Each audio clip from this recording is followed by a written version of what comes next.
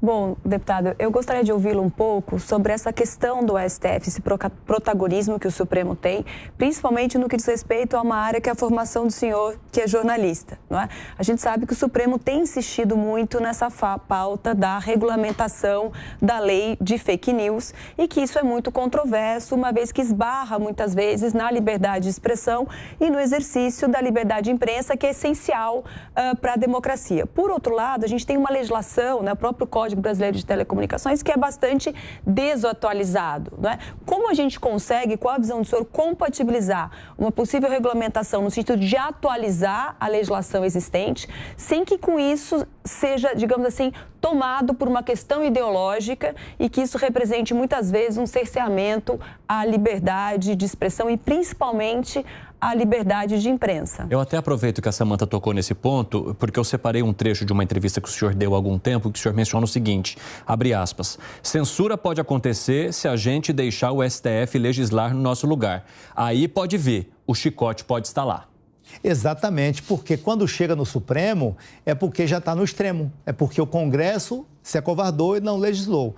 Mas, falando aqui, Samantha, respondendo ponto a ponto a sua pergunta, primeiro, que o projeto 2330 não era um fake news.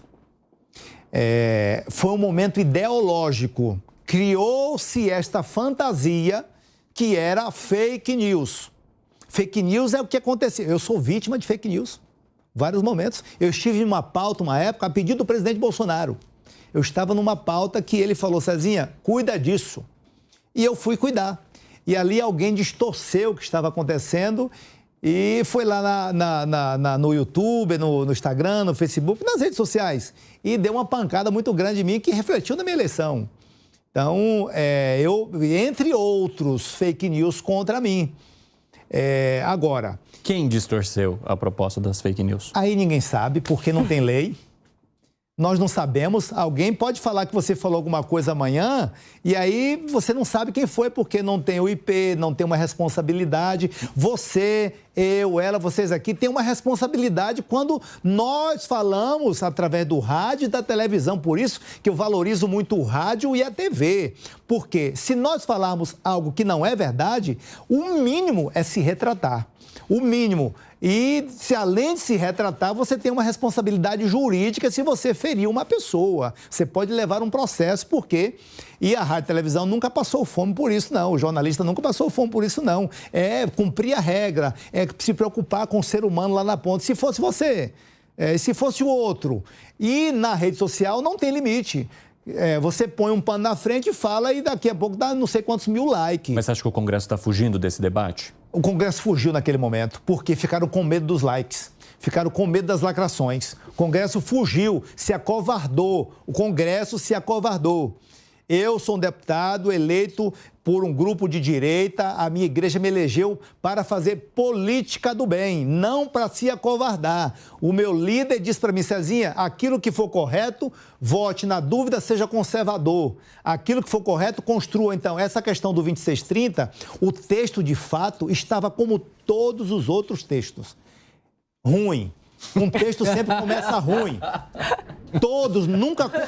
pode observar. Às vezes sai pior também, né? Às vezes sai pior. Você já viu algum projeto... Já a gente vai falar de reforma tributária. Você que acompanha Congresso aqui, você que acompanha pauta política, economista, comentarista, vocês já viram algum dia aprovar na Assembleia Legislativa, na Câmara dos Deputados, vereador do Senado, algo sem uma emenda, sem um texto a mais, sem a redação final, mudança...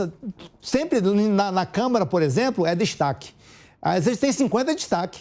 Tem que negociar, a gente fica 2 dias votando, 3 dias votando o mesmo texto, porque tem vários destaques para votar. E somos obrigados a votar, porque são textos diferentes para tentar melhorar aquele texto inicial que não agradava a todos. E só tentar melhorar ou é tentar também incluir questões que são de interesse da própria pessoa, do próprio parlamentar? O parlamentar representa um grupo, é natural que ele coloque coisa do interesse do grupo dele. Isso é natural, é lei. Você tem o voto, você escreve o que você quiser. Agora, você vai ter voto para apoiar, para conseguir passar? Se você tem voto é porque você convenceu todo mundo. E para convencer todo mundo é que no mínimo é mais ou menos. No mínimo é mais ou menos, porque são 513 pensamentos diferentes. Com relação, concluindo aqui a questão do 2630... aquele texto estava ruim, como todos os outros começam ruim. É um embrião, começa o texto, mas naquele momento muito ideológico, o relator era um deputado muito querido no Congresso, mas de esquerda. Eu ouvi vários deputados falar assim, não, se o texto fosse do outro eu votava, mas desse eu não voto. Então, isso aí não é fazer política, isso aí é pessoal. Então, se deu muito a isso, acabou que nós continuamos sem regulamentação. Aí, o chicote estala quando vem do STF, né, meu irmão? Então, é provável que venha... Desculpa. Perdão, é provável que venha, então, essa regulamentação pelo STF? Olha, isso tem sido cuidado, eu vejo aí caso a caso, né? Então, se o Congresso se acovarda de um tema... Olha só, há 10 anos atrás, a internet não era como é hoje. Há 20 anos atrás não existia internet praticamente. Eu lembro do 486, do Pentium 1, Pentium 2, desde quando surgiu o computador, a internet discada, que era uma novidade. Hoje, no celular aqui, você se conecta com o mundo no mesmo momento. Então, as pessoas têm que ter responsabilidade com o que falam. Às vezes, acabam com uma família, acabam com uma pessoa. Por quê? Quando você fala no rádio, fala na televisão, passou ali. Mas na internet começa a subir. E não tem quem tira.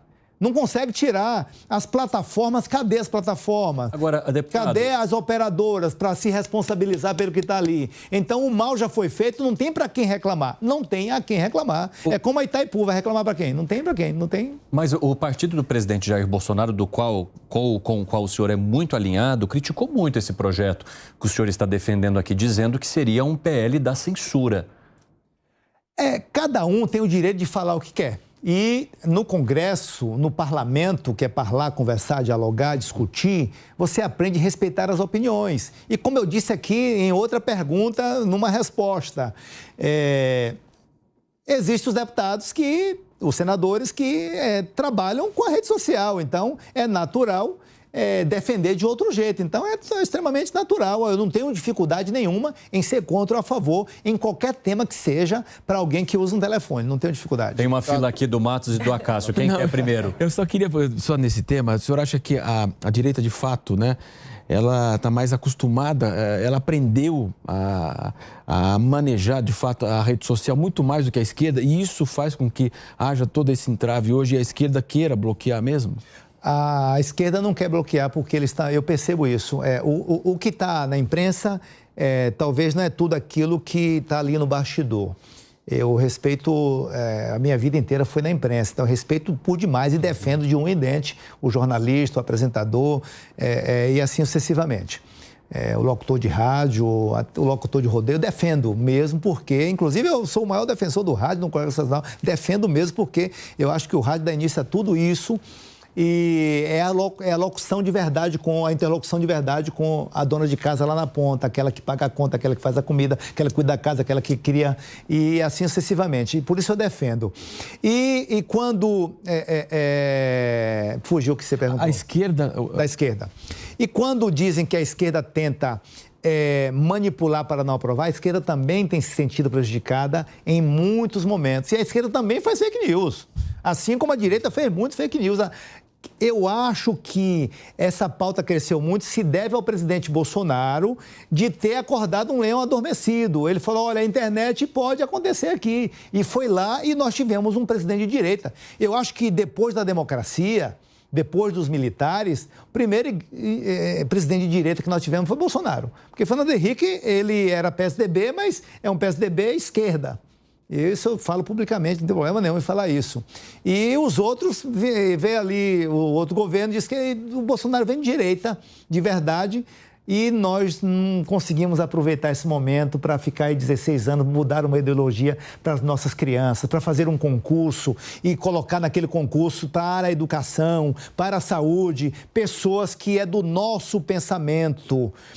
Vai lá a empresa fazer o concurso. Então, olha, a ideia é essa. Então, vamos concursar essas pessoas. Vai ter que trabalhar, estudar e só vai passar aqui quem de fato tiver 100% com esses pensamentos aqui de um Brasil melhor. Nós precisamos de concursados lá na ponta. O modelo do Brasil é de concursado. Então, é o concursado no final da tarde que dá a assinatura dele lá. É ele que fala se está certo ou se está errado. Então, na educação, nós precisávamos de, no mínimo, 16 anos para conseguir implantar uma ideologia de direita no nosso país, que não temos hoje em todos os órgãos públicos. A maioria que você vai é tudo um pensamento ali mais socialista.